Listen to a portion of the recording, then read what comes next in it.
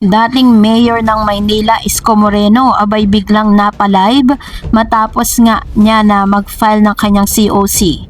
Ang lahat ng yan, but before that, if you haven't subscribed yet to my YouTube channel, please don't forget to like, share, and subscribe at i-hit mo na rin ang notification bell for more politics updates. Good evening.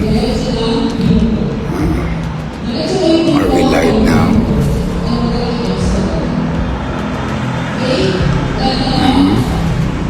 Si Pida Sanchez, Akira Shin.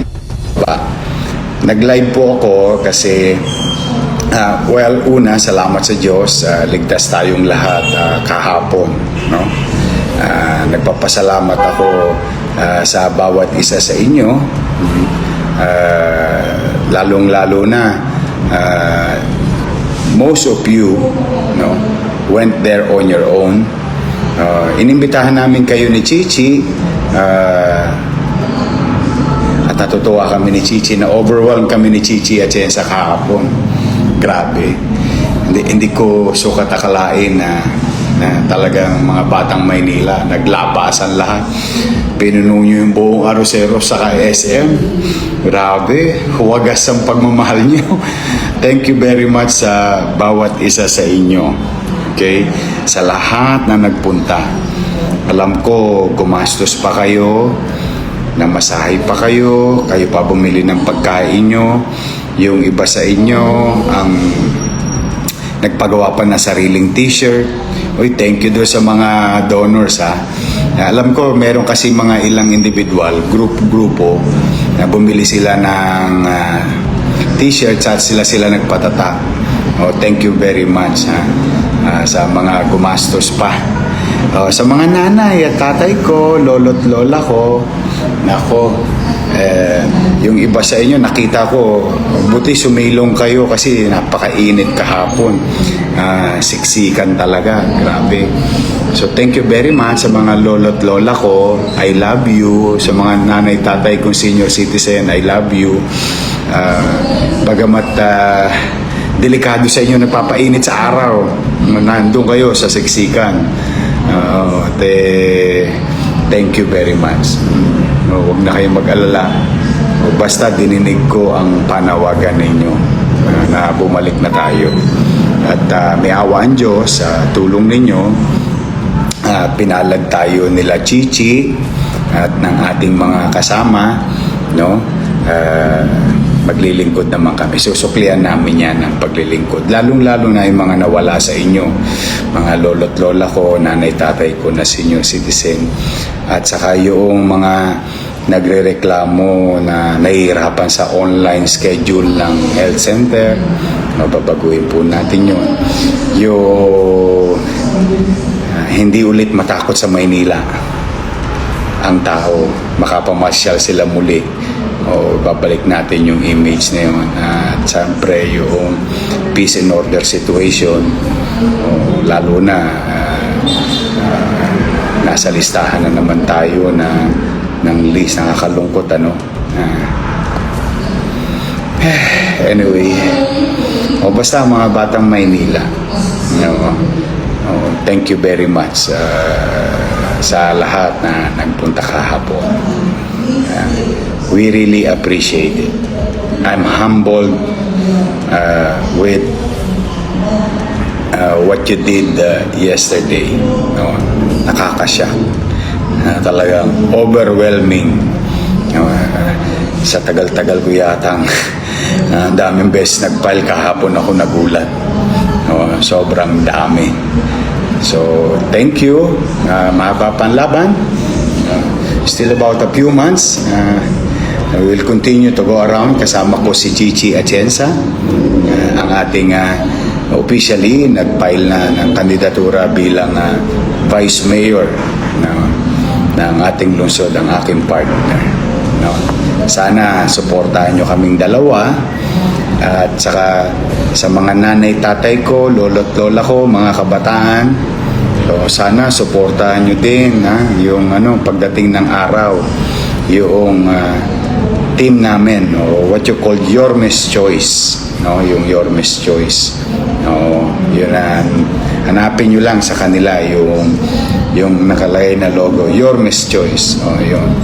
Suportahan ninyo yung ating mga kasama pag napunta dyan sa eskinita nyo, sa bahay nyo, sa lugar ninyo. So muli, grabe naman. Wala pang 2,100 na kagad nanonood. Sige, magsha-shoutout ako ng kaunti hanggat kaya ko. O, basta isa-isayin ko pilit. Rosita Cano, Jenny Marcos, Joyce Kyle, Edith, Elena Tapiculin, Mamshi Magkuba April, Lesil, yan Kim Korea, Connie Ramos, Odette Gubit Zamora, Kagawad, Salome Mamatsios, Hannah de la Cruz, Art Aguilar, Danilo Cruz. Puro shoutout tayo bago ako magpaalam. Elena Tapiculin, Maui Barreras, Rolly Morco, Joey Hison. Oy, si Joey Hison, si kusyal natin. Ay, isa Japanese Advance happy birthday po. Hintayin ko pagbabalik nyo. Annalyn Roque Tenorio, Rose Ann De Jesus, Hannah de la Cruz, Vilma Mercado Alvarado, Chris Yari, Barangay 224, Nelly Prago, Janet Gonzalez Katapang, Cecil B. Texon, John Joe II, Christy DL, Padaba, Nina, June Custudio, June, get well soon. Gerald DC, inanak, Chairman, Ruthie Cano. Okay, so I don't want to take much of your time. Nag-live lang ako para personal na magpasalamat sa humigit kumulang 10,000 mamamayan na sumama kahapon sa ating filing kasama si Chichi Atienza, 10 ng ating mga congressman Joey Uy, Amado Bagaching, Joel Villanueva, Apple Nieto, Carlo Lopez, at Ernix Junicio at 10 ng aming mga konsyal. On behalf of our group, Your Miss Choice, taus puso kami nagpapasalamat sa inyo. Sa mga lolo't lola ko, nanay tatay ko na senior citizen, I love you. At sa mga kabataan ng lungsod ng Maynila, mag-ingat kayo, mahal ko rin kayo, magkita-kita tayo sa amang sulok ng syudad sa mga darating na araw. Ingat kayo, mahal na mahal ko po kayo. And may awa ang Diyos, makakaraos din tayo. Pagpalain nawa kayo ng pong may kapal. Manila, God first. Thank you sa inyong lahat. Hindi nga makontain ng dating mayor ng Maynila na si Isko Moreno ang kanyang pasasalamat sa lahat ng mga Manileños na sinamahan siya pagkatapos niya mag-file ng kanyang COC or nag-file ng kanyang kandidatura bilang isang mayor ng Maynila. So, matatanda ng former Manila City Mayor Isko Moreno Domagoso, more commonly known as Moreno, backtracked on his earlier announcement to retire from politics, filing a certificate of candidacy before the Commission on Election or COMELEC last Tuesday, October 8. Following his failed presidential bid in 2022 national election, Moreno seek to reclaim the mayoral post from incumbent Manila City Mayor Hani Lacuna, who is aiming for a second term. Moreno had previously said in December 2021 that he would leave politics if he did not win the presidency. Sabi niya, pahinga na rin, tapos na ako, I did my share.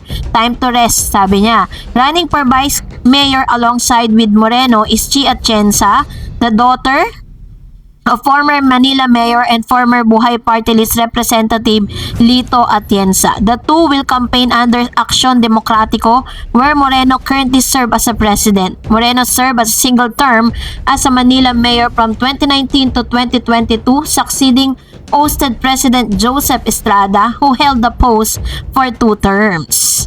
So dahil po dito ay hindi na po napigilang magpasalamat itong si dating mayor ng Maynila na si Isko Moreno sa kanya mga kababayan dito sa Manila, kung saan sinamahan siya ng 10,000 tao kasabay ng mga kabataan na talaga namang itinataas ang kanyang kamay bilang bagong mayor ng Maynila.